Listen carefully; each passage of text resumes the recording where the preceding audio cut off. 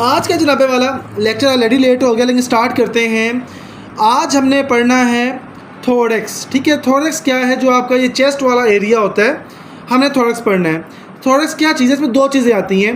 एक इसमें आपका रेस्पिरेटरी सिस्टम आता है। रेस्पिरेटरी सिस्टम में क्या आता है? लंग्स आ जाते हैं, ट्रेकिया आ जाता है। हम स्टार्ट करने लगे हैं। पास हवा का पाइप होता है जिसको ट्रेकिया। सिंपल सी चीज़ें हैं, कोई लंबी चौड़ी यहाँ पे रॉकेट साइंस है नहीं है। ठीक हो? Okay, we just wait a minute. अब बताओ, अब तो नहीं रुक रही? अब इस टाइम वीडियो स्टक तो नहीं है? अब सही है?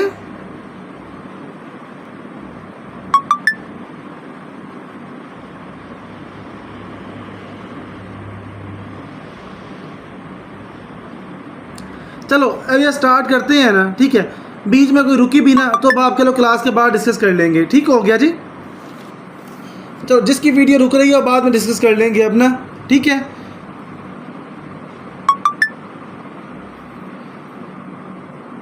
यार क्या मसला है, क्यों रुक रही है?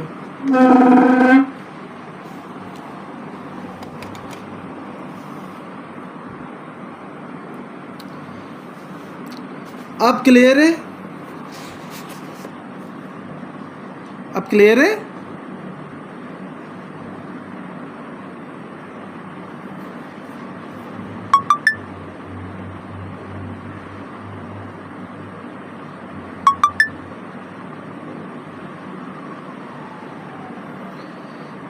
ओके, सो हम जनाबे वाला स्टार्ट करने लगे हैं थोरेक्स को।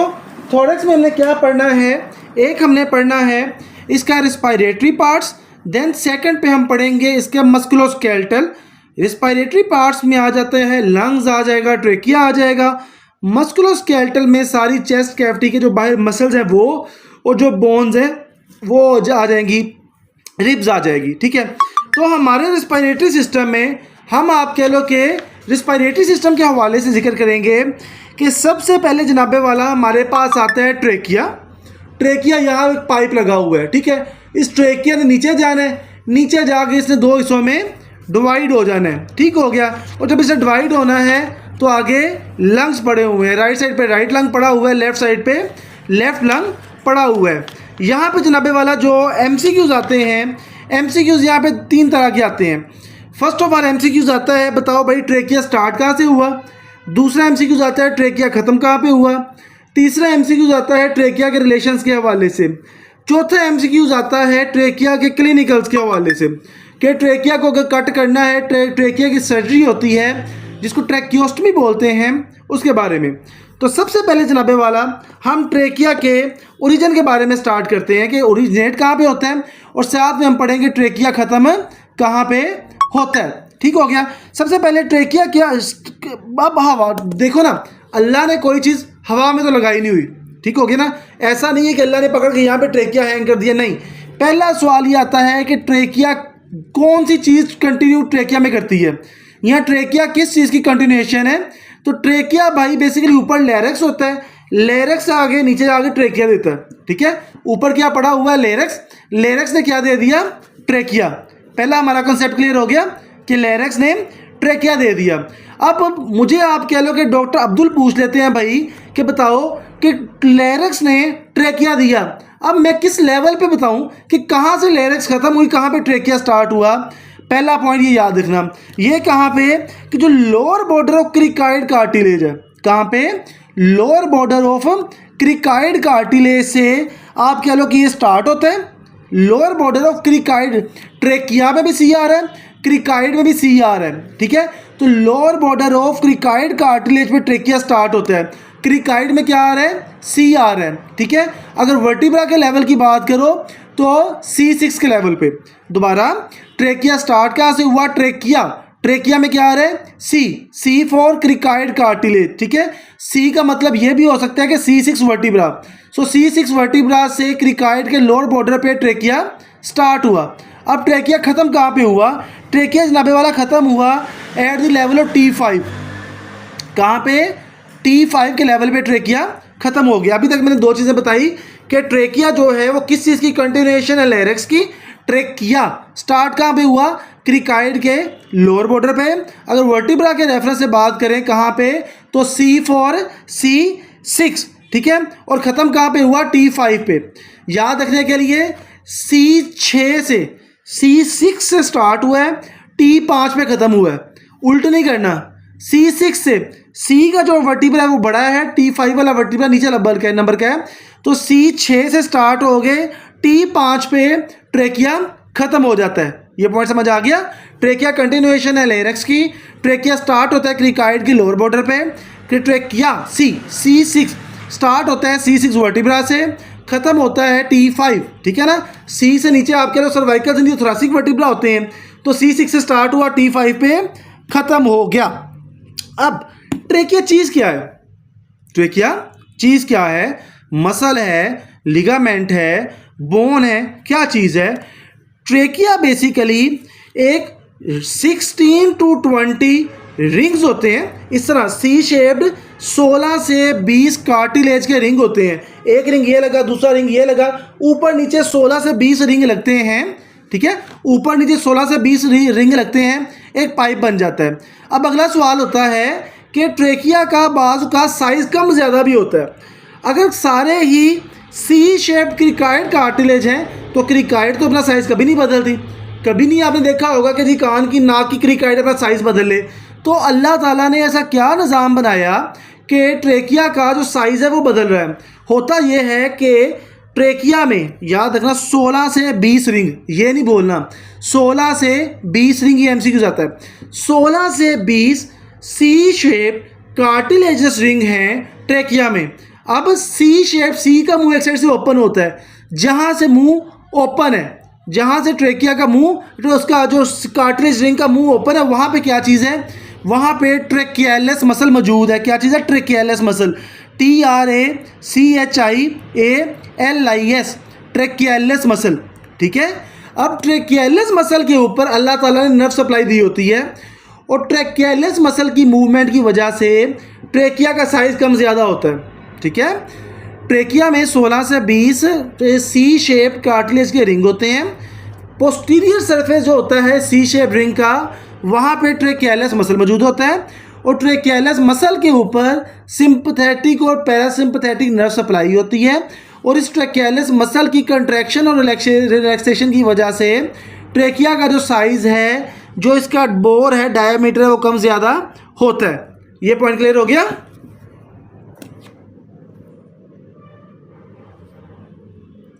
ये पॉइंट क्लियर?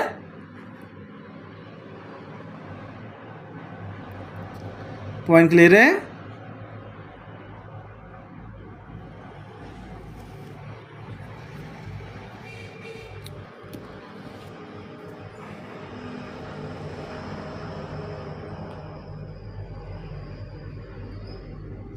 यहाँ तक पॉइंट समझ आ गया सबको?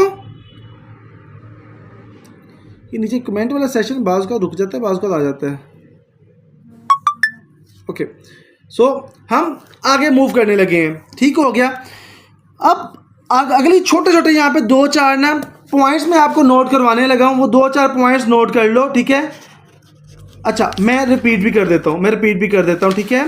मैंने बोला कि ट्रेकिया कंटिन्यूएशन है लेरिक्स की, मतलब लेरिक्स आगे जाके ट्रेकिया बनाता है, एक चीज़। दूसरा पेपर में सवाल आता है ट्रेकिया स्टार्ट कहाँ से हुआ, ट्रेकिया ख़त्म कहाँ पे हुआ।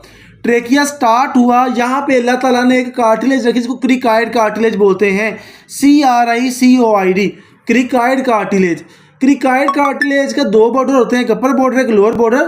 तो ट्रेकिया जो है वो क्रिकाइड कार्टिलेज के लोअर बॉर्डर से स्टार्ट होता है, ठीक हो गया। अगर थोड़ा सा और इसको रिफाइंड फॉर्म में याद कर लें, पेपर में क्वेश्चन आ जाए कि किस वर्टिब्रा के लेवल से ट्रेकिया स्टार्ट होता है, तो C6 वर्टिब्रा के लेवल से ट्रेकिया स्टार्ट होता है, ठीक है। अगला सवाल, ट्रेकिया ख़त्म कहाँ पे होता है? ट्रेकिया ख़त्म होता है T5 के लेवल पे। T5 क्या चीज़ है? ये थोरेसिक वर्टिब्रा है। थोड़े तकरीबन आप कह लो 12 वर्टिब्रा जो होते हैं, उनमें T5 एक वर्टिब्रा है जहाँ पे ख़त्म होता है, तो C6 से स्टार्ट हुआ, T5 पे ख़त्म हो गया। अगला सवाल आता है ट्रेकिया चीज़ क्या है। ट्रेकिया बेसिकली 16 से 20 सी शेप्ड कार्टिलेज के रिंग होते हैं, उनको मिला के हम ट्रेकिया कह देते हैं। एक रिंग ये पड़ा है, एक रिंग ये पड़ा है, एक रिंग ये पड़ा है, ये 16 से 20 रिंग ने मिल के ट्रेकिया बना दिया। अगला सवाल कि बाज़ औक़ात हम पढ़ते हैं कि ट्रेकिया का कोई फॉरेन बॉडी आ जाती है तो ट्रेकिया का साइज़ कम ज़्यादा भी हो सकता है, थोड़ा बहुत ना।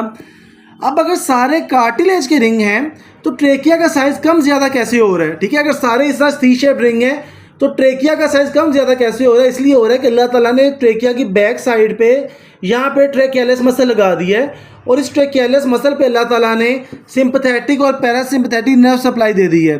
अब जब सिंपैथेटिक और पैरासिम्पैथेटिक नर्व सप्लाई एक्शन करती है तो ट्रेकियालिस मसल जो है वो जनाबे वाला कंट्रैक्ट करता है, रिलैक्स करता है। ट्रेकियालिस मसल की कंट्रैक्शन रिलैक्सेशन की वजह से ट्रेकिया का साइज़ कम ज़्यादा होता है। Point clear? पॉइंट क्लियर है? Point clear? किसी को मसला तो नहीं यहाँ पे?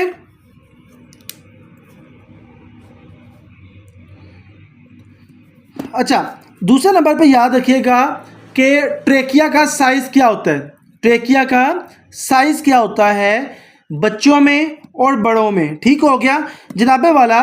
जो नियोनेट होते हैं, नियोनेट क्या होते हैं, पैदाइश से लेके बर्थ से लेके 28 दिन तक 28 डेज तक जो बच्चा होता है उसको नियोनेट बोलते हैं, ठीक है।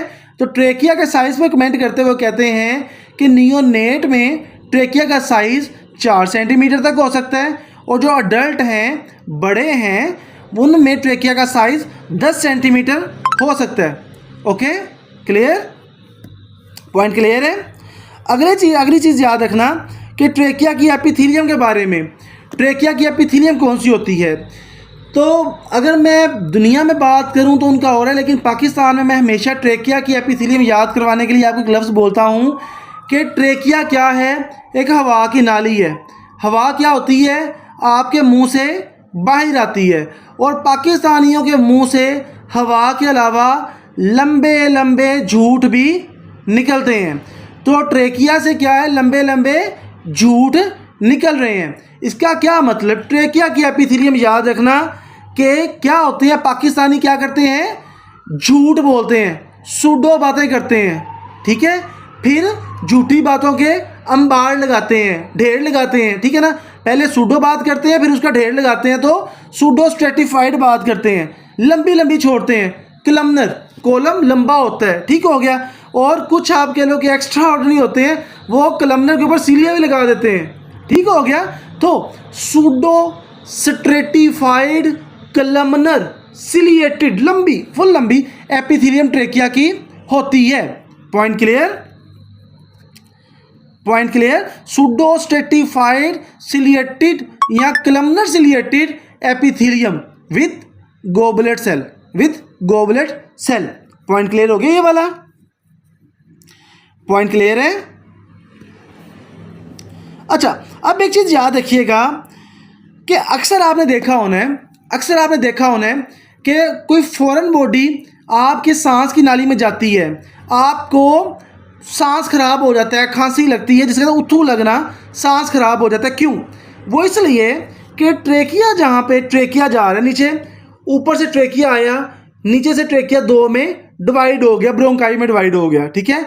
जहाँ पे ट्रेकिया 2 में डिवाइड हो रहा है, ठीक है, जो आपके लिए ये ऊपर से एक ट्रेकिया आ रहा है, यहाँ पे ट्रेकिया डिवाइड हो रहा है, जो ये वाला एरिया है ना जहाँ पे ट्रेकिया 2 में डिवाइड हो रहा है, इसको करीना बोलते हैं, CARINA, करीना, ठीक है। करीना क्या चीज़ है? करीना बेसिकली ट्रेकिया जहाँ पे डिवाइड हो रहा है वहाँ पे एक छोटा सा एपिथेलियम का एरिया है, या एक एरिया है जिसकी एपिथेलियम हाईली सेंसिटिव होती है। कोई भी फॉरेन बॉडी जब उस करीना पे जाके लगती है तो वो करीना की एपिथेलियम हाईली सेंसिटिव है, और वो क्या करती है, कफ रिफ्लक्स को जनरेट करवाती है, ठीक है। ट्रेकिया जहाँ पे डिवाइड हो रहा है वहाँ पे एक एरिया है जिसको करीना बोलते हैं। करीना की जो एपिथेलियम है वो हाईली सेंसिटिव होती है। जैसे ही कोई फॉरेन बॉडी उस पर लगती है तो कफ रिफ्लेक्स काज करवा देती है। पॉइंट क्लियर हो गया? क्लियर है? अब अगर पेपर में क्वेश्चन आ जाए कि एक बंदा है, उसको आप कह लो कि कफ थी, प्रोडक्टिव कफ थी, ठीक है, स्पूटम आ रहा था, ठीक है ना, अब आप कह लो अचानक से उसे खांसी आना शुरू हो गई है, तो क्या हुआ है? तो आप कह सकते हो भाई कि जो स्पूटम है वो जब करीना के ऊपर लगा है, करीना ने कफ रिफ्लेक्स का आज करवा दी है। Point clear? पॉइंट क्लियर है? अच्छा, उसके बाद अगली चीज़ याद रखिएगा कि जो हमारे पास आप कह लो कि ना थोरेक्स की शेप के ऊपर यहाँ से ट्रेकिया से हटते हुए ना, साथ ही हम थोरेक्स की शेप पे कमेंट करने लगे हैं कि जो बच्चे होते हैं ना, बच्चे, उनमें अक्सर आपने देखा होना है जो थोरेक्स की शेप होती है वो राउंड होती है, थोरेक्स बच्चों में गोल होता है, लेकिन बड़ों में क्या होता है कि छाती इस तरफ ज़्यादा चौड़ी होती है, ठीक हो गया ना, इस तरफ ज़्यादा लंबी है और साइड से आपके लिए फासला कम है, ठीक हो गया। तो कहते हैं कि जो छोटे बच्चे हैं, न्यू बोर्न हैं, उनमें थोरेक्स जो है वो राउंड शेप होता है, गोल होता है, लेकिन जो अडल्ट होते हैं उनमें एपी डायमीटर थोड़ा सा कम हो जाता है और ट्रांसवर्स डायमीटर बढ़ जाता है। अगर बात की समझ नहीं आई तो परेशानी, बस आप कह लो कि चेस्ट की शेप को अडल्ट्स में देखो क्या होता है कि इस तरह आप कह लो ट्रांसवर्स डायमीटर ज़्यादा है, एपी डायमीटर कम थोड़ा सा होता है। पॉइंट क्लियर हो गया? यहाँ तक ट्रेकिया के बारे में हमने पढ़ा कि ट्रेकिया एक 16 से 20 सी शेप्ड कार्टिलेज रिंग का ग्रुप है। ट्रेकिया की बैक साइड पे एक मसल होता है, उसकी जो ट्रेकियालिस बोलते हैं। ट्रेकियालिस के ऊपर आप कह लो कि नर्व सप्लाई होती है, ठीक है। नर्व सप्लाई में कौन सी होती हैं? सिंपैथेटिक भी हो सकती है, पैरासिम्पैथेटिक भी हो सकती है, ठीक हो गया जी। और आप कह लो जो सिंपैथेटिक और पैरासिम्पैथेटिक नर्व सप्लाई है, ठीक है, ये क्या करते हैं कि ट्रेकियालिस मसल की कॉन्ट्रैक्शन रिलैक्सेशन करवाते हैं, उस वजह से ट्रेकिया का साइज कम ज़्यादा हो जाता है। अगला सवाल, ट्रेकिया किस चीज़ की कंटिन्यूएशन है? ट्रेकिया लेरेक्स की कंटिन्यूएशन है। अगला सवाल, ट्रेकिया सी स्टार्ट कहाँ से हुआ? क्रिकाइड कार्टिलेज के लोअर बॉर्डर से। ट्रेकिया किस वर्टिब्रा के लेवल से स्टार्ट हुआ? C6 के लेवल से, बिकॉज क्रिकाइड में भी C आ रहा था, C6 में भी C आ रहा है, ठीक है। खत्म कहाँ पे हुआ? T5 के लेवल पे, बिकॉज डॉक्टर हसीब ने बोला था शुरू C6 से होएगा तो T का लेवल उससे कम है, तो T5 के लेवल पे खत्म होगा। ट्रेकिया जो है आप कह लो कि छोटे बच्चों में 4 सेंटीमीटर, बड़ों में 10 सेंटीमीटर तक होता है। छोटे बच्चे मीन्स के नियोनेट की बात कर रहा हूँ, ठीक है। छोटे बच्चों में, नियोनेट में या न्यूली बोर्न में जो थोरेक्स है वो राउंड होता है, बड़ों में जो एपी डायमीटर है थोड़ा सा कम हो जाता है, ट्रांसवर्स डायमीटर ज़्यादा हो जाता है। उसके बाद मैंने इसकी एपिथेलियम बताई, pseudo stratified columnar ciliated epithelium. उसके बाद मैंने क्या करीना का कंसेप्ट दिया। अब अगला सवाल, एक बंदा आपके पास आया, ठीक है ना, उस बंदे के गले में कोई चीज़ फंसी हुई है, अब आप उसकी ट्रैकियोस्टमी करना चाहते हो, आप उसकी ट्रैकियोस्टमी करना चाहते हो। ट्रेकिया में 16 से 20 रिंग हैं, ठीक है। अक्सर आपने देखा होना है कि हमारी जो आप कह लो शर्ट्स वगैरह या हुडीज़ हम पहनते हैं, सर्दियों में उन पर जिप लगी होती है, ठीक है। हम जिप को जब भी ओपन करना होता है तो बड़ा स्मूथली यहाँ से अपनी शर्ट को पकड़ते हैं, जिप को पकड़ के इस तरह ओपन कर लेते हैं। लेकिन अगर मैं बोलूँ कि मैं जिप को ऐसे ओपन करना चाहूँ खींच के, तो कभी ओपन कर सकता हूँ? मैं जिप को ऐसे ओपन नहीं कर सकता, ठीक हो गया। अब जनाबे वाला, अगर सपोज करो कि मैं ट्रेकिया जो है उसकी सर्जरी करने लगा हूँ, ठीक है, तो ट्रेकिया की सर्जरी में मैं पहले रिंग को कट लगा देता हूँ, तो जिस तरह जिप सारी ओपन हो जाती है, ट्रेकिया भी इस तरह ओपन हो सकता है, ऐसे बिल्कुल जिप की तरह ओपन नहीं, लेकिन कॉम्प्लिकेशंस हो सकती हैं। तो एक साइंसदान था अब्दुल बासित की तरह, उसने बोला भाई कि ट्रेकिया की अगर सर्जरी करनी है, ट्रेकिया की सर्जरी क्या करते हैं? Most commonly ट्रैकियोस्टमी। ट्रैकियोस्टमी क्या होती है कि हम एक पाइप को ट्रेकिया के अंदर डाल देते हैं, ठीक हो गया। सपोज करो यहाँ से सांस बंद हो गया, यहाँ पे कोई फॉरेन बॉडी आ गई, ठीक है ना। अब यहाँ से आप कह लो नाक से सांस लूँगा तो यहाँ पे रुक जाएगा, सांस नीचे नहीं जाएगा।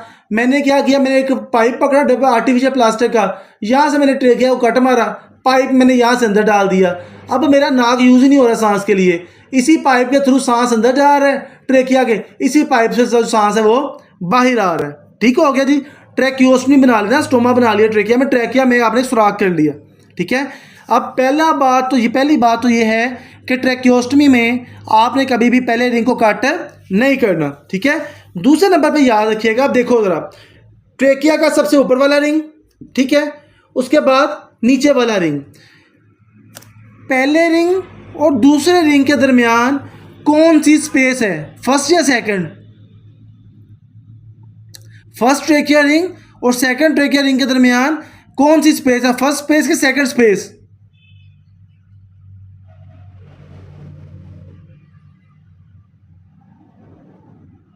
मुझे आपके मैसेज नहीं आ रही, आप टाइप कर रहे होंगे, ठीक है।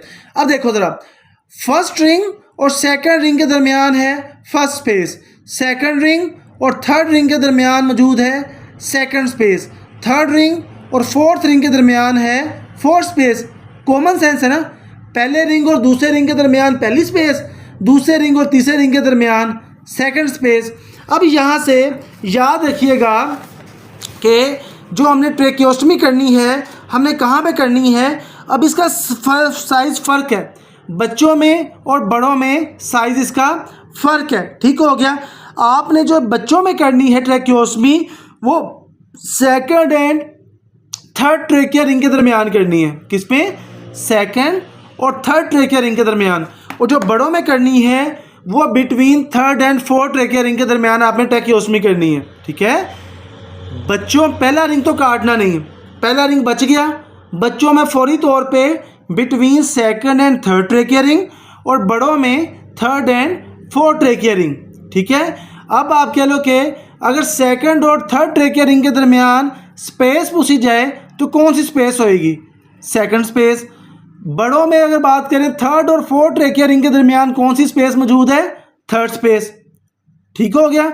इन शॉर्ट कि जिस स्पेस की बात हो रही है उससे ऊपर जो आप कह लो कि रिंग है वो काउंट होएगा। फर्स्ट और सेकंड रिंग के दरमियान फर्स्ट स्पेस, सेकंड रिंग और थर्ड रिंग के दरमियान सेकंड स्पेस, थर्ड रिंग और फोर्थ रिंग के दरमियान थर्ड स्पेस। आई मीन कि जो छोटा रिंग है जिसकी छोटी वैल्यू है वो वाली स्पेस होएगी। पॉइंट क्लियर हो गया?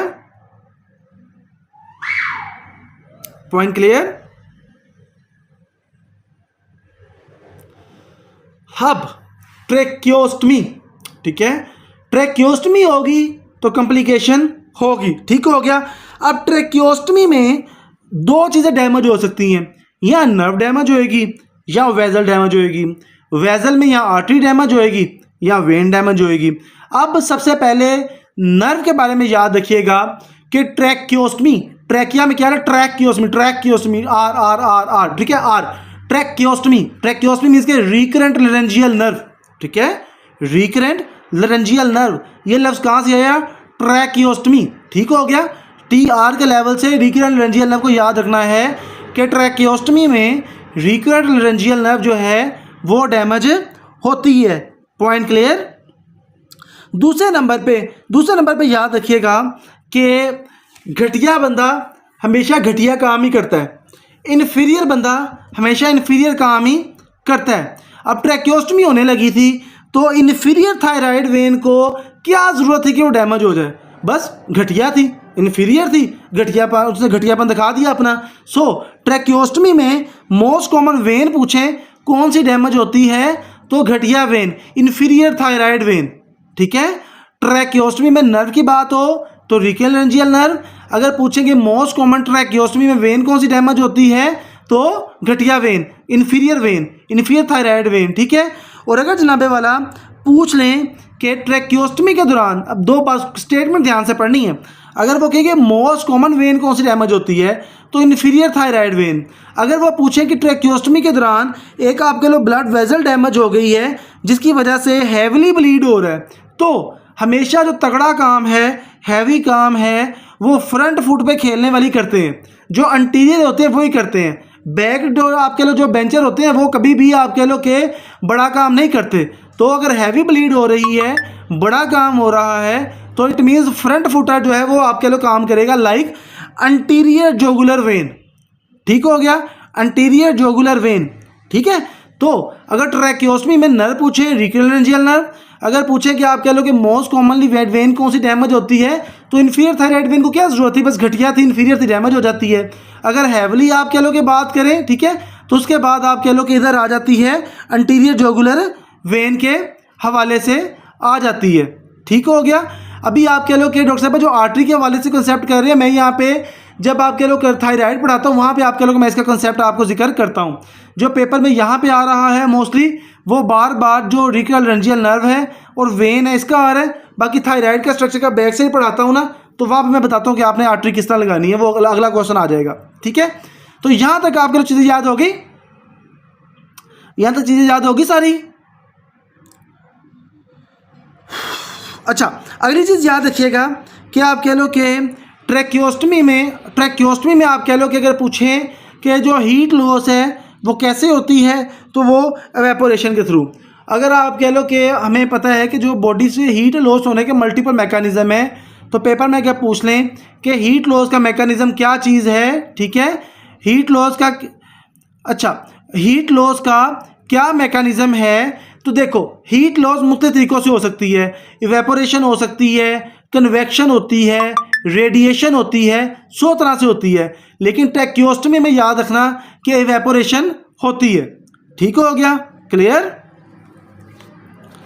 बस ट्रैकियोस्टमी जब होती है तो सर्जन आपके पैसे उड़ा देता है, उधर से पैसे उड़ते हैं, उधर से हीट इवेपोरेशन से उड़ जाती है। ठीक है, अब अगला सवाल याद रखना ट्रेकिया के रिलेशंस के हवाले से। ट्रेकिया के रिलेशंस 4 तरह के होते हैं। ट्रेकिया के आगे क्या है, ट्रेकिया के पीछे क्या है, ट्रेकिया के दाएं बाएं क्या है, ट्रेकिया के लेफ्ट राइट क्या है। होगा काफ़ी कुछ होगा, लेकिन मैं आपको वो बताऊंगा जो कि पेपर में आता है या पेपर में आएगा। जो रिलेशन मैं बता रहा हूँ ये नहीं भूलने, बाकी हर चीज़ इस रिलेशन याद करने हैं करो, नहीं तो आपके लोग टांग मारो, खैर देखी जाएगी। तो एक चीज़ याद रखिएगा कि पेपर में बार बार एक सवाल आता है कि एक चीज़ याद रखिएगा कि जो सांस की नाली है वो आगे होती है, खुराक वाली नाली पीछे होती है। ठीक है, ट्रेकिया एंटीरियर होता है और पीछे खुराक वाली नाली होती है। इतना तो सबको पता है ना, नहीं भी पता तो अब पता चल गया होगा। ठीक है, अक्सर ट्रेकिया आगे है, इसोफेगस पीछे है। अब पेपर में क्वेश्चन आता है कि भाई वो कौन सा स्ट्रक्चर है। मैं ट्रेकिया के पोस्टीरियर रिलेशन का जिक्र करने लगा हूँ, ट्रेकिया के पोस्टीरियर रिलेशन का, कि पेपर में क्वेश्चन आता है कि वो कौन सा स्ट्रक्चर है जो कि ट्रेकिया और इसोफेगस के दरमियान असेंड करता है, ऊपर जाता है। ठीक है, ये सवाल मैं कहता हूँ CPSP का पेपर आए या ना आए, ये सवाल इतनी दफ़ा आया है कि अगर आप पेपर देने नहीं भी जाते तो CPSP का आप कह लो कि दिल करता है कि वो इस सवाल को पेपर में डाल के आपको TCS कर घर में भिजवा दे, कि उनको इतना सवाल ये प्यारा है। ठीक है, कि वो कौन सा स्ट्रक्चर है जो कि ट्रेकिया और इसोफेगस के दरमियान असेंड करता है, इसको बोलते हैं लेफ्ट रीक्रोलरेंजियल नर्व। ये सवाल 2 तरह से आता है, एक तो डायरेक्ट आ जाता है कि ट्रेकिया के पोस्टीरियर रिलेशन में बताओ कि कौन सा स्ट्रक्चर है, ऑप्शन में लेफ्ट रीक्रोलरेंजियल नर्व पड़ी होती है, आप क्लिक कर सकते हो। ठीक है, दूसरे नंबर पे आ जाता है कि वो कौन सा स्ट्रक्चर है, इस तरह स्ट्रेट फॉरवर्ड लाइन आती है कि जो कि असेंड करता है बिटवीन ट्रेकिया एंड इसोफेगस, तो left recurrent laryngeal nerve, left recurrent laryngeal nerve trachea और इसोफेगस के दरमियान ऊपर जाती है। ठीक है, क्लियर। अगला सवाल आप कह लो कि याद रखिएगा, वेरी वेरी इंपॉर्टेंट रिलेशन, शदीद इंपॉर्टेंट रिलेशन, के पेपर में क्वेश्चन आता है कि ट्रेकिया के राइट साइड पे, वो ये नहीं कहते कि ट्रेकिया के राइट पे कौन सा स्ट्रक्चर है, क्वेश्चन आता है कि ट्रेकिया के राइट साइड पे नियरेस्ट करीब 3 स्ट्रक्चर कौन सा है। ठीक है, करीब 3 स्ट्रक्चर कौन सा है, या फिर आएगा कि ट्रेकिया के लेफ्ट साइड पे करीब 3 स्ट्रक्चर कौन सा है। तो याद रखिएगा ट्रेकिया का बेशक राइट साइड हो या लेफ्ट साइड हो, ट्रेकिया की साइड्स पे सबसे करीब जो चीज़ पड़ी होती है वो वेगस नर्व पड़ी होती है। राइट साइड पे right vagus nerve, left side पे लेफ्ट वेगस नर्व। ठीक है, ये 3 रिलेशन जनाबे वाला आपने ट्रेकिया के नहीं भूलने। ठीक है, ये 3 रिलेशन ट्रेकिया के आपने नहीं भूलने, एक रीक्रोलरेंजियल नर्व वाला, जो कि ट्रेकिया और इसोफेगस के दरमियान असेंड करती है। दूसरा, ट्रेकिया के राइट और लेफ्ट साइड पे नियरेस्ट जो स्ट्रक्चर होता है वो कौन सा होता है? Vagus nerve. Clear? Point clear है?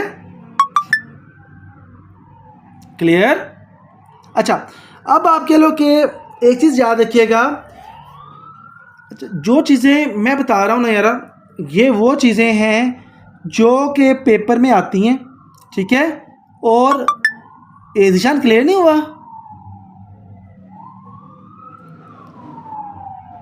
अच्छा, निशान क्लियर नहीं हुआ?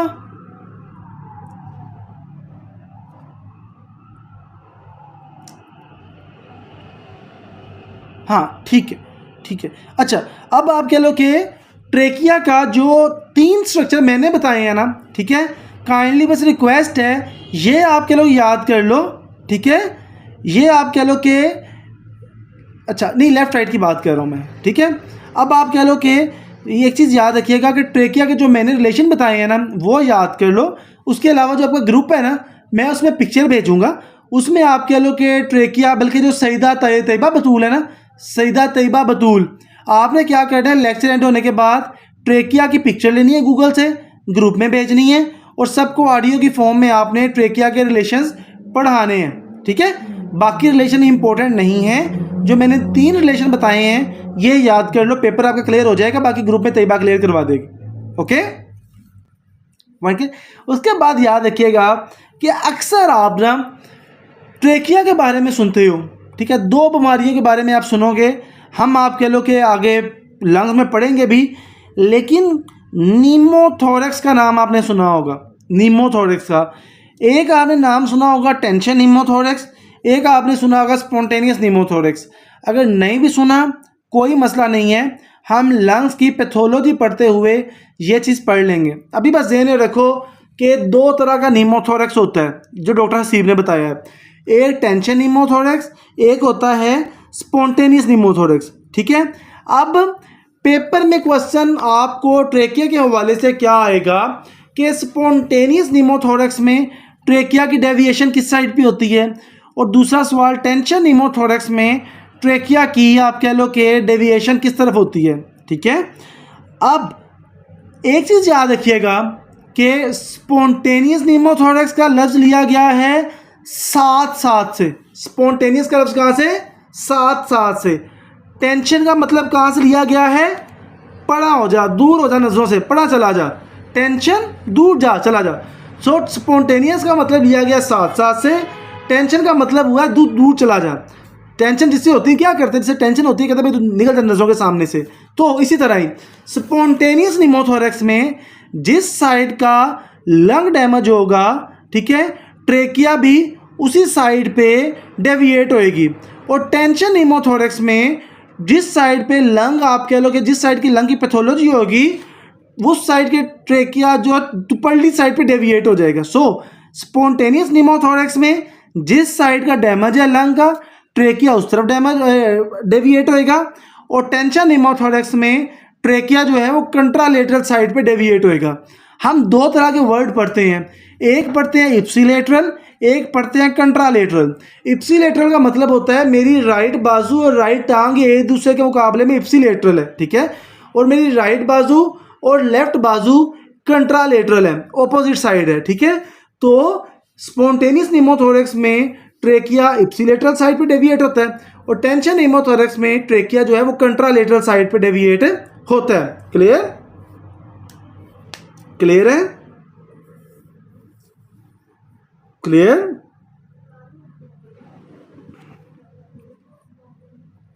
ठीक है। अब जो आप कह लो कि ट्रेकिया है, ट्रेकिया, ठीक है, एग्जैक्टली बस ठीक बोल रहे हैं, सही बोल रहे हैं बस, ठीक है जी। अगला पॉइंट है, ये जो चीज़ है मैं आपको ये ग्रुप में फ़ोटो के साथ पढ़ाऊँगा, लेकिन थोड़ा सा आइडिया कि ट्रेकिया की ब्लड सप्लाई के हवाले से कि ट्रेकिया क्या है, यहाँ पे अक्सर हमारा थायराइड, अक्सर क्या यकीनन यहाँ पे थायराइड पड़ा होता है, ये ट्रेकिया जा रहा है, थायराइड ये पड़ा, ये ट्रेकिया जा रहा है। तो ट्रेकिया की ब्लड सप्लाई के हवाले से कौन सी आर्टरी मेनली होती है, ठीक है, तो ट्रेकिया की ब्लड सप्लाई को हम दो हिस्सों में डिवाइड कर देते हैं, एक अपर 2/3, एक लोअर 1/3। ठीक है, मैंने बोला कि एक आर्टरी है जो कि ट्रेकिया के अपर 2/3 को ब्लड सप्लाई देती है और एक आर्टरी है जो कि ट्रेकिया के लोअर 1/3 को ब्लड सप्लाई देती है। अब डॉक्टर लाइबा ने मुझे बोल दिया कि अच्छा यार, मैं ना एक चीज़ बोलता हूँ कि मुझे नाम से याद आ गया, मैं इंतहाई अप्रिशिएट करता हूँ एक स्टूडेंट को, मैं नाम नहीं लूँगा, और इसी ग्रुप में से हम क्लास भी ले रहे हैं यार। उस साहब कह लो कि अल्लाह की बंदी की आज मेरे ख्याल से सर्जरी हुई है। ठीक है, कोई मतलब कि ना DNS का मसला था, कोई नाक की सर्जरी हुई, ठीक है ना, और वो भाई मतलब कि बता रही हैं कि कल ऑपरेट हुआ है। ठीक है, और कल की क्लास मिस हो गई है, आज मैं रिकॉर्डिंग सुन रही हूँ, मैं सारा पढ़ भी लिया है। ठीक है, तो सीधी बात है यार, कामयाबी जो है ना ऐसे लोगों का मुकद्दर बन जाती है। अगली मैं बात बोलूं कि जो चीज़ें मैं आप लोगों को पढ़ा रहा हूं, ठीक है, बता रहा हूं, यकीन करो आप सब जो यहाँ पे क्लास ले रहे हैं, तकरीबन आप में से 70% लोग ऐसे हैं जिनको मुझसे ज़्यादा ये चीज़ें आती हैं। ठीक है, जिनको मुझसे ज़्यादा इन चीज़ों पे ग्रिप है। ठीक है, शायद वो मुझसे ज़्यादा अच्छा पढ़ा सकें। ठीक है, अपने टाइम पे मुझसे ज़्यादा अच्छे स्टूडेंट हों। ठीक है, मसला कहाँ पे आता है? मसला ये नहीं है कि हम लोग नालायक हैं, मसला ये नहीं है कि हमसे पढ़ा नहीं जाता। हम में से हर एक स्टूडेंट जो है वो इतना कॉम्पिटेंट है कि MBBS करके यहाँ तक बैठा हुआ है। ठीक हो गया, मसला हमारी रूटीन, हमारी रिस्पॉन्सिबिलिटीज़ का आता है। आप लोगों ने क्या करना है कि अपनी रिस्पॉन्सिबिलिटी में से टाइम मैनेज करना है। किसी बंदे के पास, याद रखो, यहाँ पे आइडियल कंडीशन नहीं है। कोई बंदा यहाँ पे ऐसा नहीं है कि जो बोले कि मेरे लिए बड़े आइडियल कंडीशन में पास कर जाऊँगा। ठीक हो गया, हर बंदे को एफर्ट करनी पड़ रही है। बस मैं अपनी हर आपके लोग मीटिंग में एक बात ना, हज़रत अली का मैं बस एक कोट जो है वो कहता हूँ कि हज़रत अली ने बोला था कि वो शख्स अच्छा मोमिन नहीं हो सकता जिसका आने वाला दिन उसके पिछले दिन से बेहतर ना हो। नहीं पढ़ा जाता ना पढ़ो, लेकिन आपका जो आज है वो आपके पिछले गुजरे दिन से बेहतर होना चाहिए। कल अगर आपने एक टॉपिक पढ़ा है ना, तो आज जियो या मरो, बस इतना कह दो यार कि मैंने कल अगर एक टॉपिक पढ़ा था तो मैंने आज एक टॉपिक और एक लाइन पढ़ के सोना है। अगर आप देखो ये एक एक लाइन भी ऐड होती जाए ना, तो 10 दिन बाद आपकी कोई 5-7 सफ़े डेली के बन जाते हैं और आप यूज टू भी हो जाओगे। ठीक है, बस हज़रत अली का ये कॉल समझ गया आपने ना, जो पिछले दिन पढ़ा था ज़्यादा ना पढ़ो, सारा रोस्टर डी फॉलो ना करो, लेकिन जो पिछले दिन पढ़ा है ना आज उससे एक लाइन ज़्यादा पढ़ लो। ठीक है, नहीं याद हो रहा ना, कल टॉपिक मुश्किल था, आज किताब का आसान 3 टॉपिक पकड़ लो। बस ये प्लान हो, कल मैंने 6 सफ़े पढ़े थे, आज मैंने 8 पढ़ने हैं। बेसिक चैप्टर आसान पढ़ लो, लेकिन पढ़ो लाजमी। हम आगे मूव करने लगे हैं जनाबे वाला, चेस्ट में रिब्स के हवाले से। ठीक है, हर इंसान, नॉर्मल इंसान, फिजियोलॉजिकली नॉर्मल इंसान में 12 पेयर ऑफ रिब्स मौजूद होती हैं।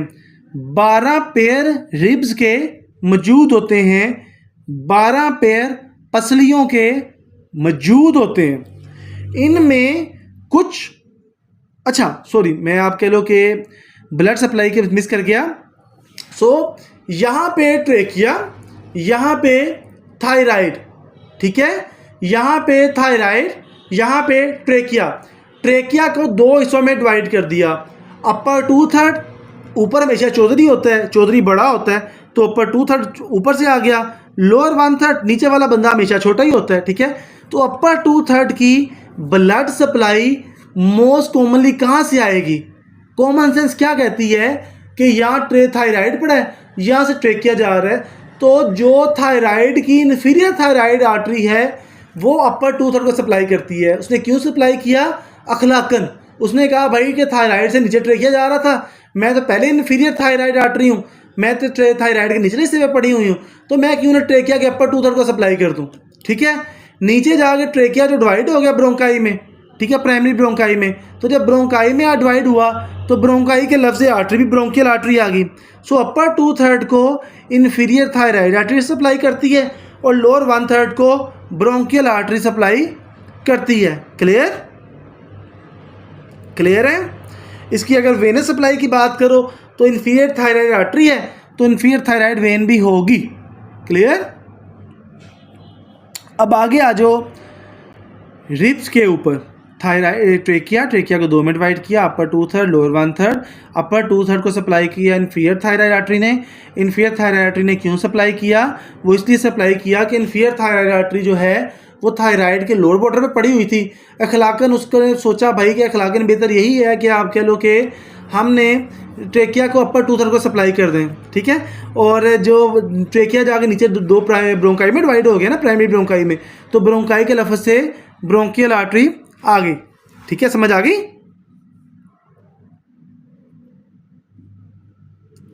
समझ आ गई?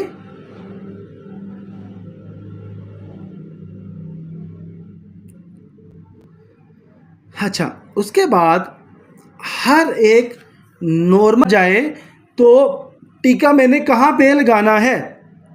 पॉइंट समझ आ गया कि वो इंजेक्शन मैंने कहाँ पे लगाना है। वीडियो स्टक हो रही है?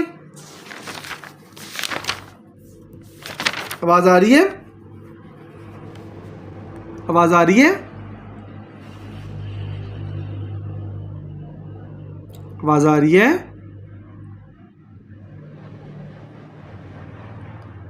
वैसे वीडियो स्टक है तो मुझे आपके मैसेज कैसे आ रहे हैं?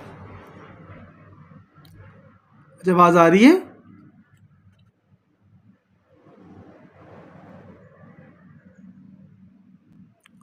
अच्छा, आवाज़ आ रही है जी। अब देखो कि जनाबे वाला, हम जो मेरा पॉइंट है ना, अगर मेरा कोई पॉइंट नहीं मिस आता, मैं नहीं समझ आती, ठीक है, तो जस्ट 1 सेकंड के लिए सुना करो, बिकॉज मैंने एक चीज़ को 4 से 5 दफ़ा रिवाइज कर देना होता है अपनी एक सांस में, ठीक है। तो आप कह लो कि वो आपका दोबारा आ जाएगा, ठीक है। अब हर इंसान में 12 पेयर रिब के मौजूद होते हैं। 12 पेयर मीन्स के 24 रिब्स मौजूद होती हैं, ठीक है, आ जाता है, ठीक है ना। अब इसमें से जो पहली 7 रिब्स हैं, रिब 2 तरह की होती हैं, 3 तरह की रिब्स। 3 तरह की कौन सी होती हैं? एक होती हैं ट्रू रिब्स, ठीक है, असली रिब्स, ओरिजिनल रिब्स। एक होती हैं फॉल्स रिब्स, झूठी रिब्स। एक होती हैं फ्लोटिंग रिब्स, तैरती हुई रिब्स। जो ट्रू रिब्स हैं वो होती हैं कि जो बैक से वर्टिब्रल कॉलम से स्टार्ट होती हैं और सामने आगे स्टर्नम के ऊपर लग जाती हैं, ठीक है। जो फॉल्स रिब्स हैं वो क्या होता है कि स्टार्ट पीछे वर्टिब्रा से ही होती हैं, ठीक है, लेकिन डायरेक्टली स्टर्नम के साथ आगे नहीं लगती। वो आगे कार्टिलेज के साथ लगती हैं, कार्टिलेज आगे जाके स्टर्नम के साथ अटैच होता है। और 3rd नंबर पे आती हैं फ्लोटिंग रिब्स। वो पीछे से तो वर्टिब्रल कॉलम के साथ अटैच होती हैं, लेकिन आगे वो किसी चीज़ के साथ अटैच ही नहीं होती, वो हवा में लटक रही होती हैं, हैंग कर रही होती हैं, उनको बोलते हैं फ्लोटिंग रिब्स। अब रिब नंबर 1 2 3 4 5 6 7 इंक्लूडिंग 7, जिसमें 7वीं रिब भी है, ये ट्रू रिब्स है। 8 9 10 ये फॉल्स रिब्स हैं। 11 12 फ्लोटिंग रिब्स हैं। Point clear? पॉइंट क्लियर है? Point clear?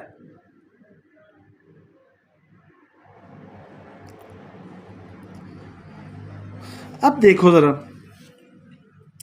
ज़रा, मैं आपको छोटी सी बात बताने लगा हूँ कि जो रिब्स होती हैं ना, ठीक है, इस तरह पड़ी होती हैं, ठीक है, ये रिब्स हैं, ठीक है, ये रिब्स हैं, ठीक है। पहली रिब, दूसरी रिब, तीसरी रिब, ठीक है, 1 2 3, ठीक है। हर रिब के साथ न्यूरोवास्कुलर बंडल पड़ा होता है। न्यूरोवास्कुलर बंडल का लफ्जी मतलब क्या? न्यूरो मीन्स नर्व, वास्कुलर मतलब के आर्टरी और वेन, ठीक है। हर रिब के साथ एक न्यूरोवास्कुलर बंडल पड़ा होता है। इसके साथ भी पड़ा होता है, इसके साथ भी पड़ा होता है, इसके साथ भी पड़ा होता है। अब न्यूरोवास्कुलर बंडल का मौजूद होना बड़ी बात नहीं है। न्यूरोवास्कुलर बंडल का मौजूद होना बड़ी बात नहीं है। वो कहाँ पे मौजूद है वो मैटर करता है। ठीक है, ये अगर कोई आप में से उर्दू का अच्छा शायर है तो अच्छा शेर भी बन सकता है कि न्यूरोवास्कुलर बंडल का मौजूद होना लाजमी नहीं है। अभी तो यार अच्छा बड़ा रदीफ काफ़ी मैच हो रहा था, मुझे लगा पोइट्री बन जानी है लेकिन नहीं बनी। ठीक है, सो हर एक के साथ जो न्यूरोवास्कुलर बंडल है वो मौजूद होता है। मौजूद होना बड़ी बात नहीं है, कहाँ पे मौजूद है वो अहम है। ठीक है, तो हर रिब के जो लोअर बॉर्डर है, इस रिब का जो ये वाली रिब है इसका ये अपर बॉर्डर, ये लोअर बॉर्डर, हर रिब का जो लोअर बॉर्डर होता है वहाँ पे न्यूरोवास्कुलर बंडल पड़ा होता है। हर रिब के लोअर बॉर्डर के साथ न्यूरोवास्कुलर बंडल पड़ा होता है। ठीक है, इस रिब का न्यूरोवास्कुलर बंडल यहाँ पड़ा होगा, इस रिब का न्यूरोवास्कुलर बंडल यहाँ पड़ा होगा, इस रिब का न्यूरोवास्कुलर बंडल यहाँ पड़ा होगा। ठीक है, रिब की जो ऊपर वाली सरफेस है वो साफ है, रिब की अपर जो ऊपर वाली बॉर्डर है वो साफ है।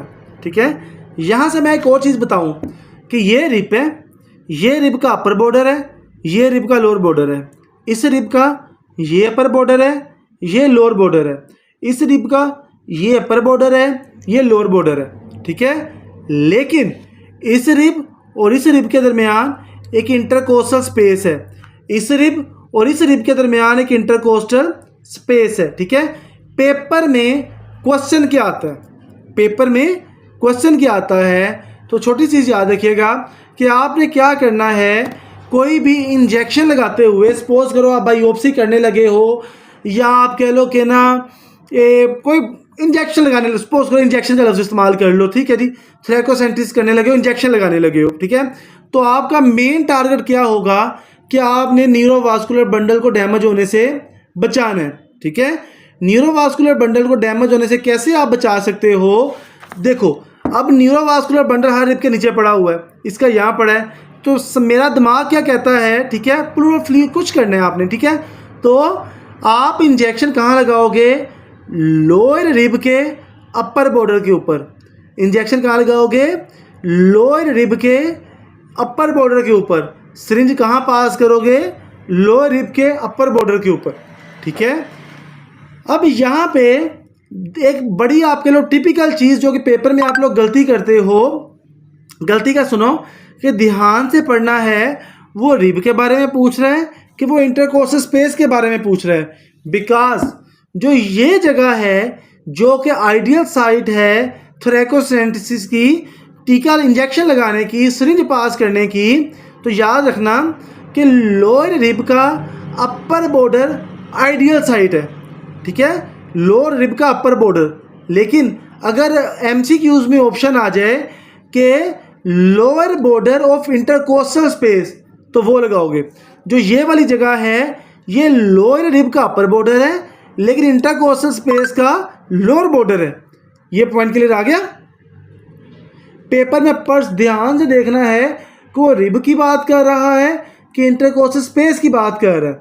ठीक है, सो आपने कोई भी सिरिंज अगर पास करनी है तो वो लोअर रिब के अपर बॉर्डर पे या फिर इंटरकोस्टल स्पेस के लोअर बॉर्डर पे आप सिरिंज पास करोगे। पॉइंट क्लियर, पॉइंट क्लियर है, पॉइंट क्लियर।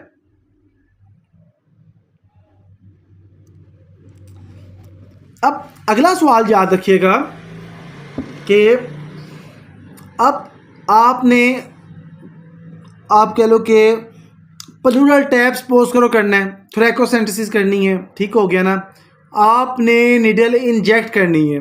ठीक है, सवाल क्या पैदा होता है, देखो ये मेरी क्लेविकल है, ये मेरी क्लेविकल है, ये मेरी एक्सिल है। ठीक है, क्लेविकल के दरमियान एक लाइन सीधी नीचे जा रही है, उसको मिड क्लेविकुलर लाइन बोलते हैं।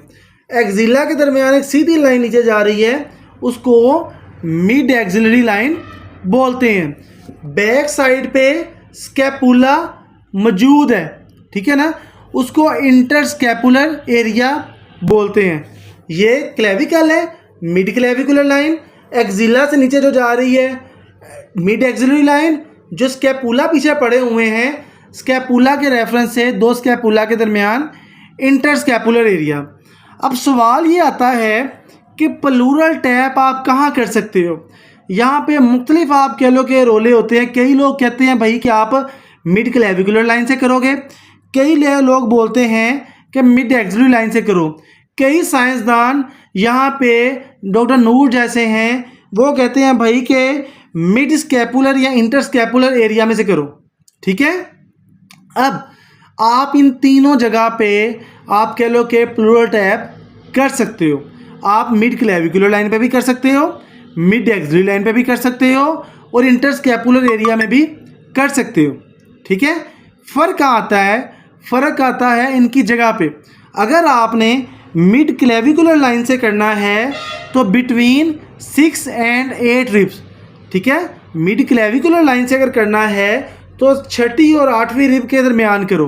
ठीक है, अगर आपने मिड एक्सिलरी लाइन पे करना है तो 8वीं और 10वीं, ठीक है, रिब के दरमियान करो। ठीक है, between 8th and 10th rib आप करो। ठीक है, और अगर आपने मिड स्कैपुलर लाइन पे करना है तो between 10th and 12th rib करो। दोबारा बोल रहा हूँ, आप मिड क्लेविकुलर लाइन पे भी कर सकते हो, मिड एक्सिलरी लाइन पे भी कर सकते हो, इंटर स्कैपुलर एरिया में भी कर सकते हो। सो अगर आपने मिड क्लेविकुलर लाइन पे करना है तो बिटवीन 6 एंड 8 रिब्स।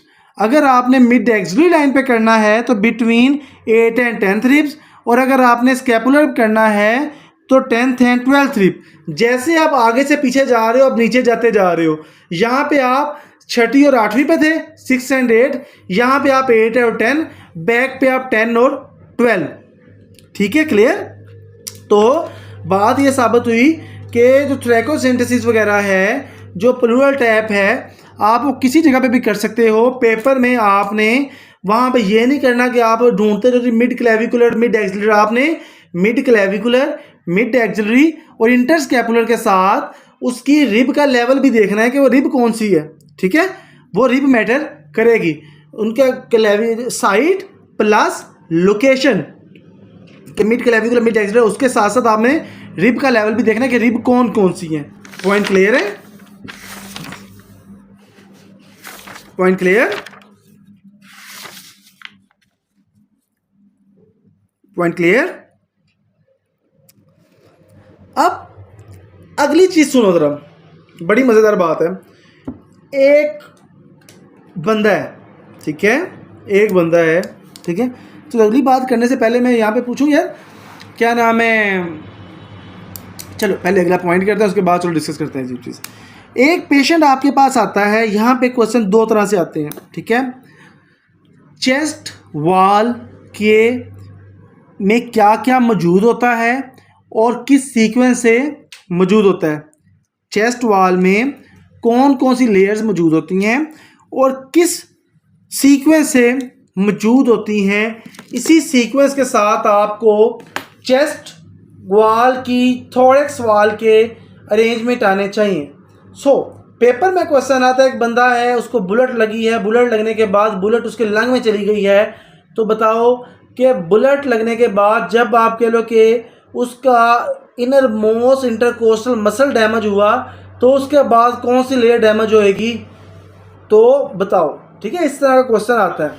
ठीक है, यह क्वेश्चन आता है कि एक बंदा था, उसको बुलेट लगी है, उसका इंटरनल इंटरकोस्टल मसल डैमेज हो गया। ठीक है, तो बताओ इंटरनल इंटरकोस्टल मसल के बाद कौन सी चीज़ डैमेज होएगी, इस तरह का सवाल आता है। इस तरह का सवाल पिक करने के लिए हमें सबसे पहले जो चेस्ट वॉल है उसका अरेंजमेंट पता होना चाहिए। देखो, चेस्ट वॉल में आप सबसे बाहर देखो तो आपको चेस्ट वॉल में क्या नज़र आता है, स्किन नज़र आती है।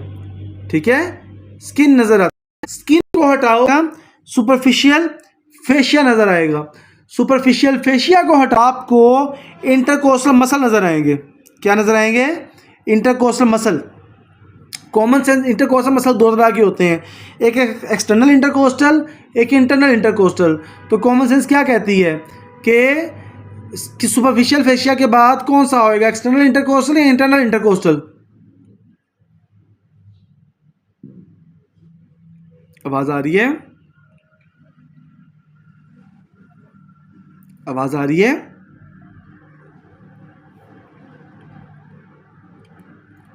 आवाज़ आ रही है? सो सबसे पहले स्किन के बाद जनाब वाला आ गया सुपरफिशियल फेशिया के बाद आ गया एक्सटर्नल इंटरकोस्टल के बाद आ गया इंटरनल इंटरकोस्टल। अब इंटरनल इंटरकोस्टल के बाद आगे आ जाता है न्यूरोवास्कुलर बंडल, ठीक है, जिसमें आती है nerve artery vein. Okay, skin, superficial fascia, external intercostal, internal intercostal, उसके बाद न्यूरोवास्कुलर बंडल, और उसके बाद क्या होएगा, इनर मोस्ट इंटरकोस्टल मसल। अब इनर मोस्ट इंटरकोस्टल मसल के दरमियान इनर मोस्ट इंटरकोस्टल मसल के आगे पड़ा होता है एंडोथोरैसिक फेशिया, और एंडोथोरैसिक फेशिया के आगे पड़ी होती है जनाबे वाला आपकी प्लूरा की मेम्ब्रेन। सो स्किन के बाद आ गया सुपरफिशियल फेशिया के बाद आ गया एक्सटर्नल इंटरकोस्टल के बाद आ गया इंटरनल इंटरकोस्टल के बाद आ गया न्यूरोवास्कुलर बंडल के बाद आ गया इनर मोस्ट इंटरकोस्टल, ठीक है। इनर मोस्ट इंटरकोस्टल के बाद आ गया एंडोथोरैसिक फेशिया से आगे आ गई आपकी जनाबे वाला प्लूरल जो मेम्ब्रेन है। प्लूरल मेम्ब्रेन की बेसिकली दो लेयर्स होती हैं, एक बाहर वाली लेयर को पैराइटल लेयर बोलोगे, जो अंदर वाली लेयर है उसको आप क्या बोलोगे, विजरल लेयर इसलिए है कि हम आपके लिए जो ऑर्गन है उसको विजरा बोलते हैं। तो जो लेयर आपके लोग विजरा के साथ जुड़ी है विजरल लेयर, जो बाहर वाली साइड पे पैराइटल लेयर। अब इन दोनों के दरमियान, विजरल लेयर और पैराइटल लेयर के दरमियान होती है आपके लोग प्लूरल स्पेस जो होती है वो होती है, ठीक हो गया, प्लूरल कैविटी जिसको बोलते हो, ठीक है। और उसके बाद आपके लोग के विजरल प्लूरा के बाद लंग्स आ जाते हैं। सो अरेंजमेंट दोबारा बताता हूँ। स्किन के बाद आ गया सुपरफिशियल फेशिया के बाद आ गया एक्सटर्नल इंटरकोस्टल के बाद आ गया इंटरनल इंटरकोस्टल के बाद आ गया न्यूरोवास्कुलर बंडल के बाद आ गया इनर मोस्ट इंटरकोस्टल के बाद आ गया एंडोथोरैसिक के बाद आ गया पैराइटल के बाद आ गया आपके लोग प्लूरल कैविटी, उसके बाद आ गया विजरल प्लूरा, ठीक है, और विजरल प्लूरा के बाद आ गया लंग्स। पॉइंट क्लियर है।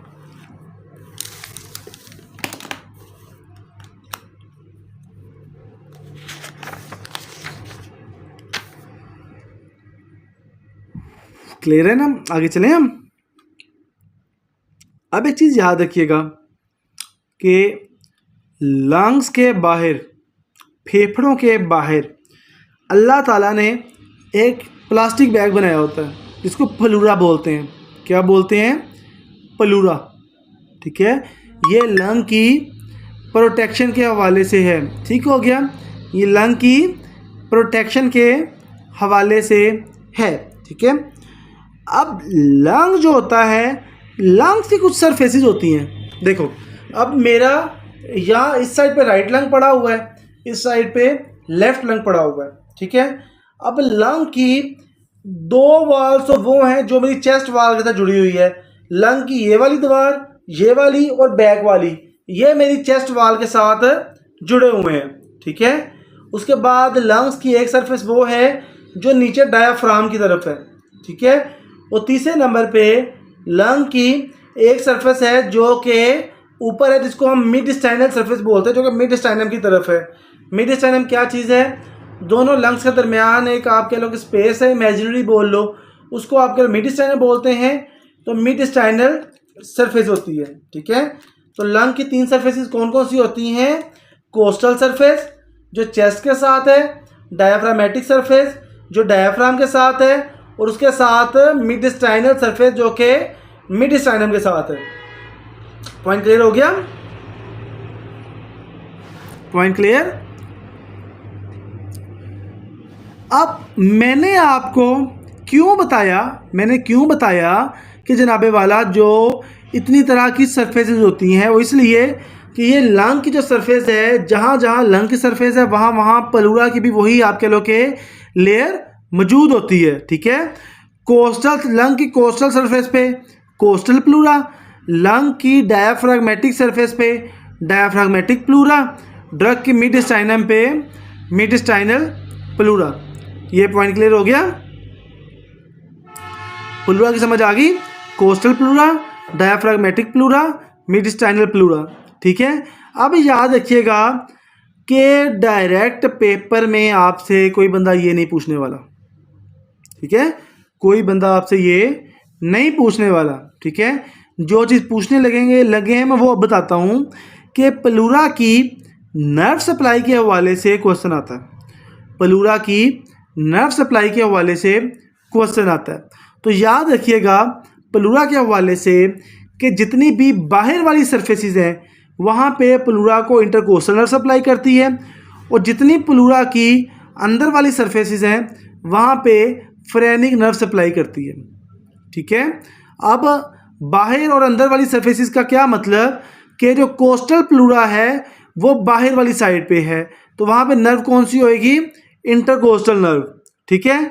जो मिड स्टैंडर्ड प्लूरा है वो अंदर वाली साइड पे है, छुपी हुई है, तो वहाँ पे नर्व कौन सी होएगी, फ्रेनिक नर्व। जो डायाफ्रागमेटिक प्लूरा है जो कि डायाफ्राम से नीचे है, इसके दो हिस्से होते हैं, एक सेंट्रल पार्ट, एक पेरिफेरल पार्ट। सेंट्रल पार्ट पे नर्व कौन सी होती है, फ्रेनिक नर्व। पेरिफेरल पे नर्व कौन सी होती है, intercostal nerve. Point clear? Point clear है?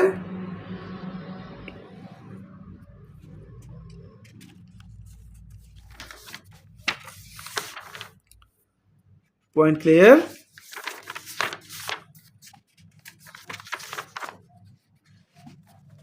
अच्छा, रोस्टर के मुताबिक हमने लंग्स को कितने दिन दिए हुए हैं, थोरेक्स को 2 दिन दिया है, एक दिन दिया हुआ है। रोस्टर के मुताबिक थोरेक्स को कितने दिन दिए हुए हैं हमने, मैं करता हूँ खुद रिवाइज करता हूँ।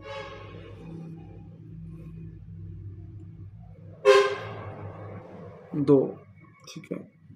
सो अब सपोज करो कि ये डायाफ्राम है, ठीक है, ये डायाफ्राम है। मैंने बोला कि सेंट्रल सरफेस जो प्लूरा की होएंगी वहाँ पे कौन सप्लाई करेगा, वहाँ पे जनाबे वाला सप्लाई करेगा फ्रेनिक नर्व, और जो बाहर वाली जितनी सरफेसेस हैं वहाँ पे सप्लाई करती है इंटरकोस्टल नर्व, ठीक है। ये पॉइंट क्लियर? तो इसी तरह ही डायाफ्रागमेटिक प्लूरा के दो हिस्से हैं, वहाँ पे intercostal nerve. Point clear? Point clear?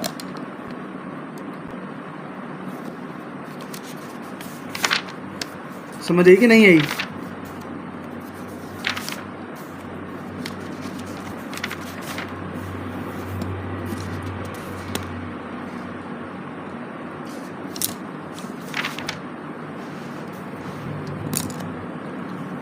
यहाँ तक समझ आई कि नहीं आई मेरी बातों की?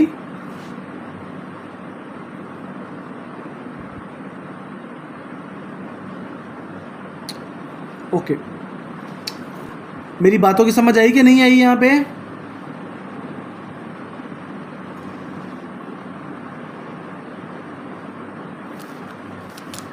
आवाज़ आ रही है? मेरी आवाज़ आ रही है? अच्छा, जस्ट वेट अ मिनट, मैं ना पानी पी लूँ ज़रा, ठीक है, और पानी पीते हम स्टार्ट करते हैं। ठीक हो गया जी, जस्ट वेट अ मिनट।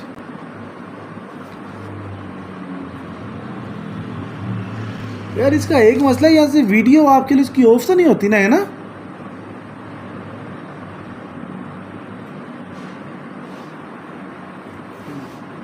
मैं पानी पी के आता हूँ।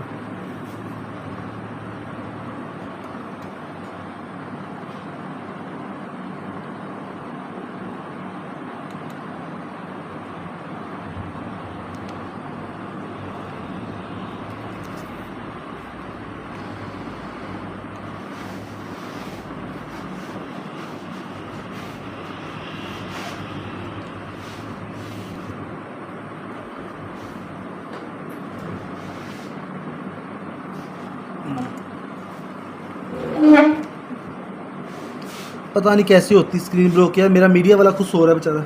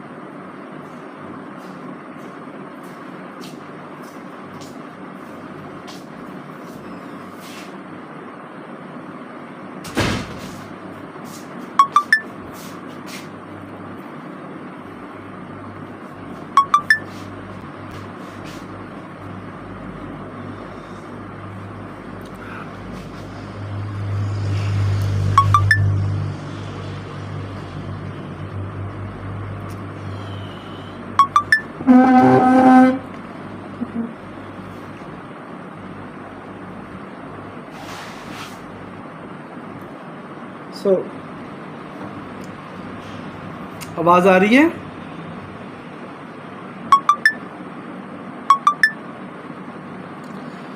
आवाज़ आ रही है मेरी?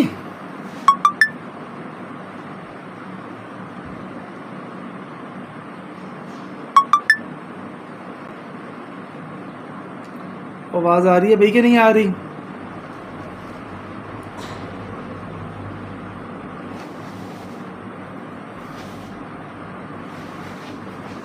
वो PIA वाला वाक़या किसने सुना है? जो आज PIA वाला वाक़या हुआ है, पता चला उसका?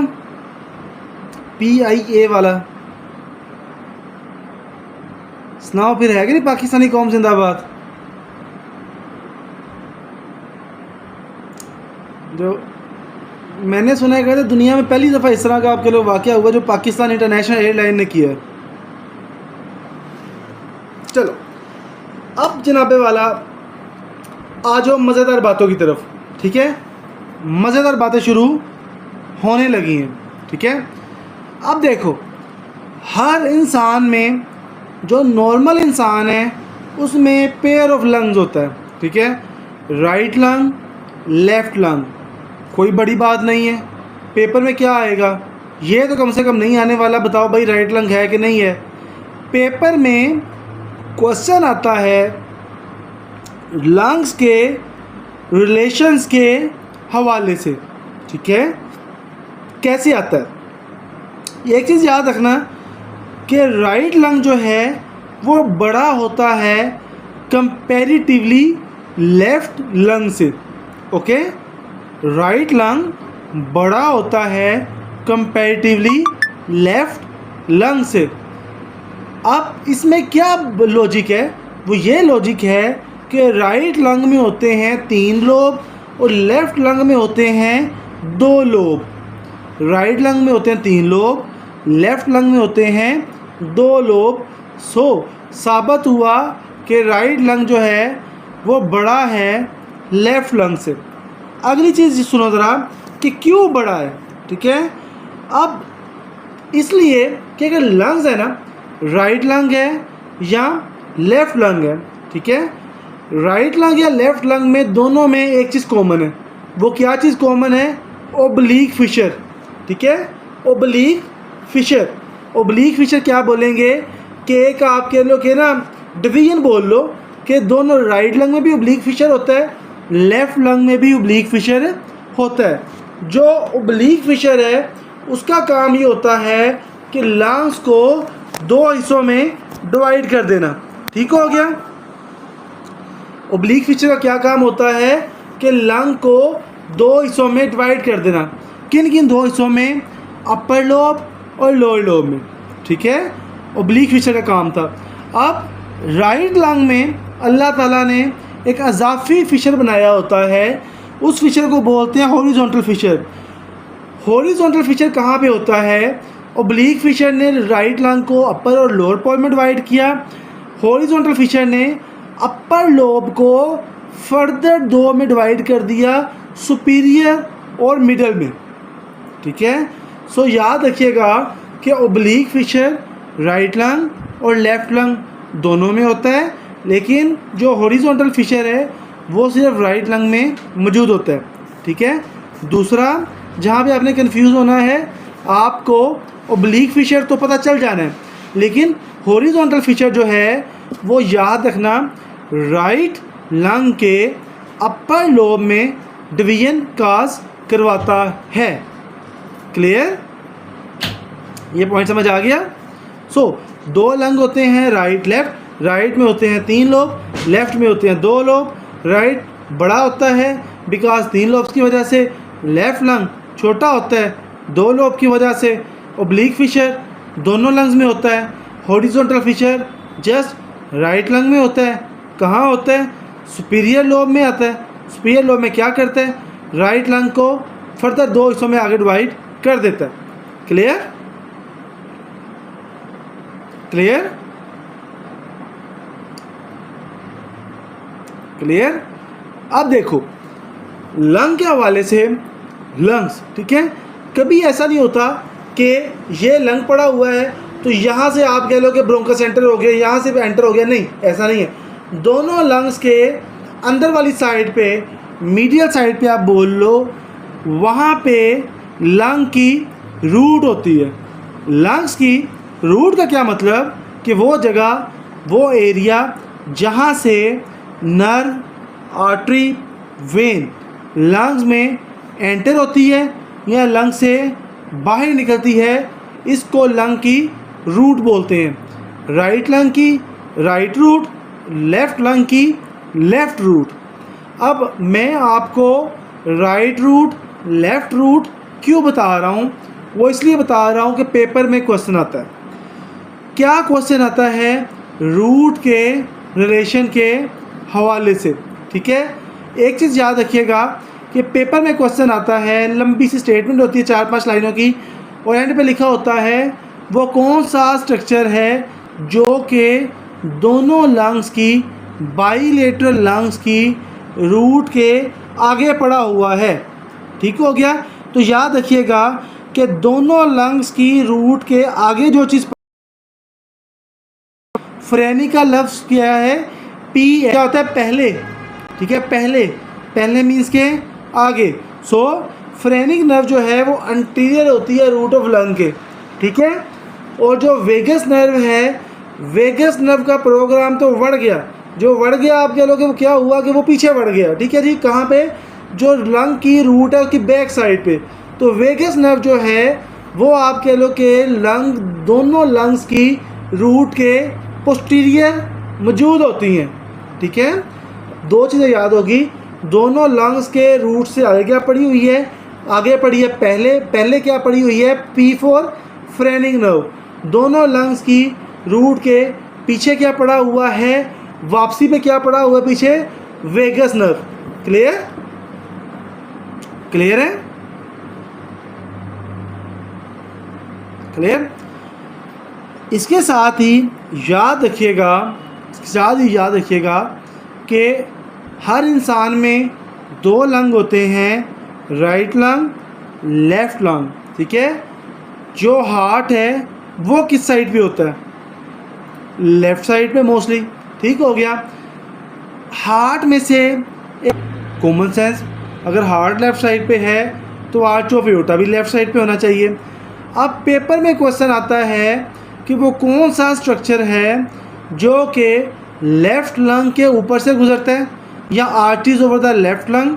दूसरा क्वेश्चन आता है वो कौन सा स्ट्रक्चर है जो कि arteries over the right lung. तो लेफ्ट लंग के ऊपर आर्च करता है आर्च ऑफ एओर्टा, और राइट लंग के ऊपर आर्च करता है azygos when. Clear? Left side पे लंग्स के ऊपर आर्च बनाता है आर्च ऑफ एओर्टा, और लेफ्ट लंग में राइट लंग में जो ऊपर से आर्च करता है वो जनाबे वाला होता है azygos when. So right lung के ऊपर से एजाइगस वेन, लेफ्ट लंग के ऊपर से आर्च ऑफ एओर्टा। दोनों लंग्स के आगे से फ्रेनिक नर्व, दोनों लंग के पीछे से जनाबे वाला क्या चीज़ होती है? Vagus nerve. ये पॉइंट क्लियर हो गया? पॉइंट क्लियर है?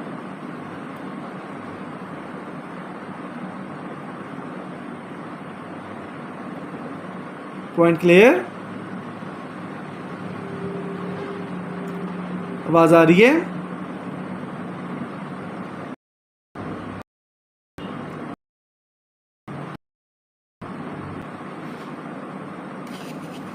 अच्छा चलो, उम्मीद करता हूँ कि आपको मेरी आवाज़ आ रही है। इसी उम्मीद के बहाने पे आप कह लो कि हम अपनी बात को आगे बढ़ाते हैं। अब वेरी वेरी वेरी इम्पोर्टेंट चीज़ जो कि पेपर में बार बार आई है, आएगी, ठीक है, वो जनाबे वाला ये है कि राइट साइड पे राइट रिकरेंट लेरेंजियल नर्व होती है, लेफ़्ट साइड पे लेफ़्ट रिकरेंट लेरेंजियल नर्व होती है, ठीक है। दोबारा वही बात, left recurrent laryngeal nerve left side पे होती है, right recurrent laryngeal nerve right side पे होती है। अब आर्च ऑफ एओर्टा क्या होता है? वो लेफ़्ट साइड पे होता है। तो पेपर में बाज़ का आता है, या काफ़ी दफ़ा आया है कि वो कौन सा स्ट्रक्चर है जो कि आर्च ऑफ एओर्टा के गिर्द लूप बनाया होता है, तो वो जनाबे वाला लेफ़्ट रिकरेंट लैरेंजियल नर्व, ठीक है। और अगर लेफ़्ट साइड पे आर्च ऑफ एओर्टा के गिर्द लेफ़्ट रिकरेंट लैरेंजियल नर्व में दायरा बनाया है, तो इसकी ऑपोजिट साइड पे, राइट साइड पे इसके मुतबादल अल्लाह ने क्या बनाया, अल्लाह ताला ने इसके मुतबादल, अगर लेफ़्ट साइड पे आर्च ऑफ एओर्टा है, राइट साइड पे सब क्लेवियन आर्टरी है, ठीक है। अगर आर्च ऑफ एओर्टा के गिर्द left recurrent laryngeal nerve round हो रही है, तो जो राइट साइड पे सब क्लेवियन आर्टरी है उसके गिर्द right recurrent laryngeal nerve round बना रही है या लूप बना रही है। Point clear. सो दोनों लंग्स की रूट के आगे जनाबे वाला फ्रेनिक नर्व, दोनों लंग्स की रूट के पीछे वेगस नर्व, ठीक है। Left arteries over the left lung, arch of aorta, arteries over the right lung, क्या चीज़ होएगी, ये आप कह लो कि एजाइगस वेन। उसके बाद वो कौन सा स्ट्रक्चर है जो कि आर्च ऑफ एओर्टा के गिर्द घूमता है, लेफ्ट रिकरेंट लैरेंजियल नर्व। वो कौन सा स्ट्रक्चर है जो कि सब क्लेवियन आर्टरी के गिर्द घूमता है, right recurrent laryngeal nerve. Point clear हो गया, पॉइंट क्लियर हो गया।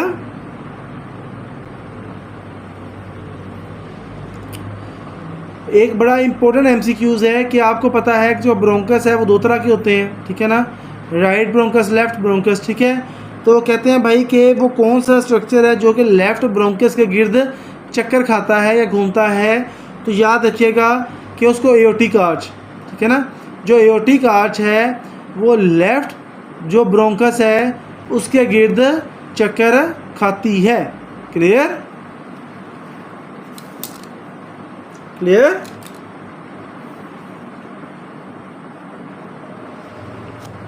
क्लियर है।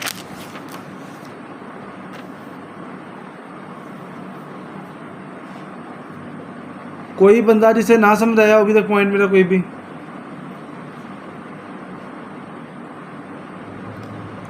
समझ आ रही है?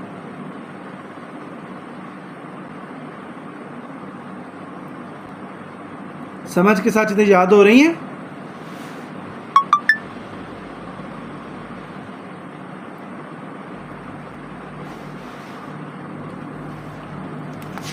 चलो,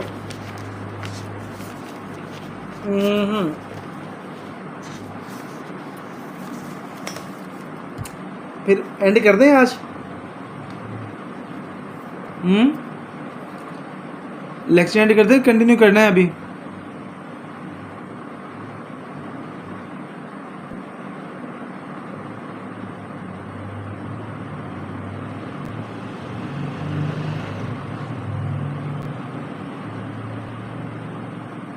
सो एंड कर दें भाई। आज इस तरह करते हैं, आज हम लेक्चर अपना एंड करते हैं, ठीक है। कल हम पढ़ेंगे ब्रोंकियल ट्री, ब्रोंकियल ट्री के साथ कल हम पढ़ेंगे लंग डिफेंस मैकेनिज्म और पढ़ लेंगे डायाफ्राम विद मिड स्टाइनम, ठीक है। परसों हमने पढ़नी है वेन्स, और उन वेन के साथ कल वाला पोर्शन रह गया तो रिवाइज कर लेंगे। ओके, क्लियर है? सो अभी दे इजाज़त, क्लास करते हैं एंड। कोई मसला हुआ तो वो जनाबे वाला आप मुझे ग्रुप में पूछ सकते हो, ठीक है। अपना ख्याल रखिएगा, अल्लाह हाफिज़।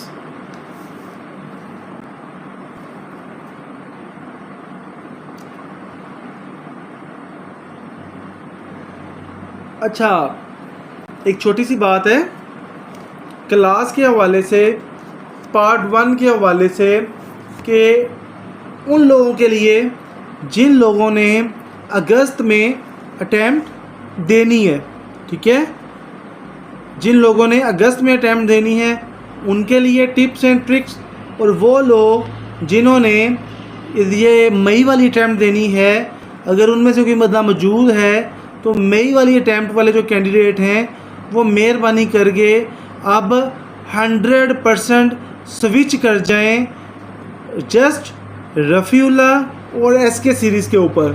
इसके अलावा थ्योरी की बुक, इसके अलावा डबल ए, हर चीज़ को छोड़ दें।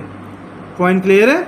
और जो अगस्त के कैंडिडेट हैं, अगस्त के कैंडिडेट क्या करें कि वो सबसे पहले थ्योरी की बुक परचेज़ करें। ठीक है, थ्योरी की बुक कौन सी परचेज़ करें? मैं 3 बुक्स का नाम रिकमेंड करता हूँ, उनमें से कोई एक बुक परचेज़ कर लो, या नसीम शहजाद ले लो, या फास्ट एड बाय रफ़ीउल्लाह ले लो, या किम्स लास्ट डेज नोट्स ले लो। इन तीनों में से आपके पास एक थ्योरी की बुक होनी चाहिए। ठीक है, इसके साथ AA का जो 3rd वॉल्यूम आया है, लेटेस्ट आया है, वो आपके पास लाजमी होना चाहिए, बिकॉज उसमें फेब 2024 तक के पेपर मौजूद हैं। ठीक है, इसके साथ रफ़ीउल्लाह का आपके पास अभी 12th एडिशन होना चाहिए। ठीक है, रफ़ीउल्लाह शायद अपना एडिशन अपडेट करे, क्योंकि AA आया है तो रफ़ीउल्लाह भी इस मैदान में छलांग लगा देगा। तो मशवरा मैं आपको यही दूंगा कि अभी बेशक रफ़ीउल्लाह परचेज़ ना करो, जो जो चैप्टर मैं आपको पढ़ाई जा रहा हूँ उनके काइंडली बस PDF आप निकलवा लो और उस PDF को पढ़ते जाओ। अगर तो रफ़ीउल्लाह की बुक आ गई तो पैसे खर्च लेना, ना आई तो आप कह लो कि जो फ़ोटो कॉपी करवाए हुए हैं वो तो आपके पास ही है ना। ठीक हो गया। सो जब पढ़ना है, सबसे पहले आपने आजकल क्या करना है कि थ्योरी की क्लास लेनी है, साथ में नसीम उसकी क्या नाम है, अली की जो क्लास है वो लेनी है रफ़ीउल्लाह के हवाले से। ठीक हो गया। अब वेरी सून जब इंशाल्लाह हमारे ये एनाटॉमी के बाद सिस्टम स्टार्ट होंगे तो डॉक्टर फ़रा भी आ जाएंगी। ठीक है, और डॉक्टर फ़रा जब आएंगी तो वो जनाबे वाला साथ सिस्टम्स और साथ में डॉक्टर फ़रत आ जाएंगी, डॉक्टर बहादुर आ जाएंगे, A to Z आपका सारा सिलेबस कवर इंशाल्लाह हो जाएगा। ओके, कोई क्वेरी है तो वो ग्रुप में मुझे पूछ सकते हो। और एक छोटी सी बात और कि अगर मैं किसी के व्हाट्सएप के मैसेज का रिस्पॉन्ड ना करूं तो नाराज़ ना होना भाई, मुझे कॉल कर लिया करो, मैं रिस्पॉन्ड कर लूँगा। मैसेज बाज़ का मुझसे मिस हो जाते हैं। ठीक है जी, अपना ख्याल रखिएगा। अल्लाह हाफिज़।